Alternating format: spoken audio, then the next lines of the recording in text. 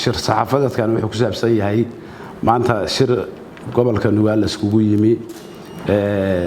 dadkii deegaanka deganaa oo odayaasha iyo cuqaasha iyo nabadoonnada ahaa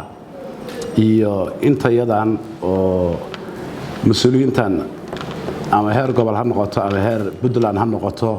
aanu iskugu nimi aanu ku gorfaynay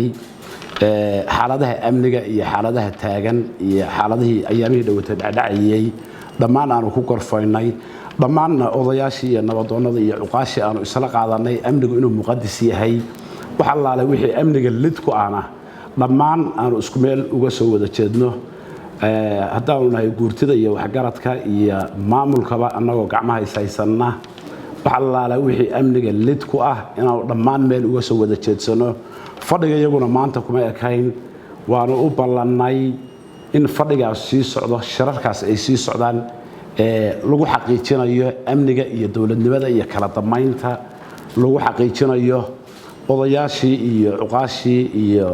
mas'uuliyiinta dawladda ka socotay ama heer gobol ha noqoto ama heer Puntland ha noqoto dhammaan waanu isla qaadanay fadhiyada meetaan u ballannay qodobo hawlaha ku saabsanna waa ka soo saaraynaa bahda saxaafadda iyo Puntland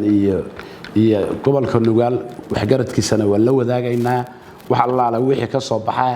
sida u dhaqangali lahaayeen dabagalkeeda iyo dhaqangalkeedana annaga lana ka rabaa ka dawlad ahaan hadii Ilaahay yiraahdo ina fulinaynana aad iyo aad baan ugu rajo weynahay oo talaabooyinkaas iyo go'aanada soo baxay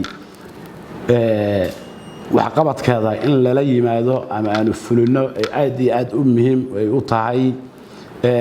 waxaanu ka wada hadalnay maanta amnigaas iyo sugitaankaas iyo marxaladaha jira qaabkii macnaheedu marxaladahaas laskaga wareysan lahaa laskaga imaan lahaa wadajir iyo midnimo in looga gudbo waxna looga qabto amnigana lagu xaqiijiyo war saxaafadeedka iyagaas waa intaas weeye in allaale intii nagala soo qayb gashay haday tahay waxgaradkii iyo nabadoonnadii waa u mahad celinaynaa shaqada ay lahaayeen bay qabsadeen dhammaantood mas'uuliyiinta annaga naga sareyso heer gobol ka sareysa oo na garab istaagtay ama hawsha nugula jirtayna aad iyo aad baan ugu mahad celinaynaa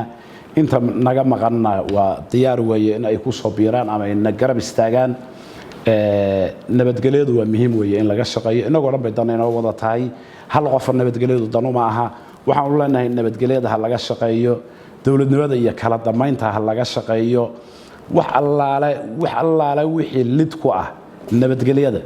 indha dameeta laga qarsan maayo talaabo buuxda laga qaadayaa annagoo wada socono dhammaantay annaga iyo waxgaradka iyaga iyo bulshada reer Nugaaleedba waanu isku dhaarsanay waanu ku wada soconnaa in ay indha dameeta laga qarsan qodobada iyo fadhiyada dameeta hawlaha ka soo bixi doonana waa inala wadaagi doonaa wabillahi tawfiiq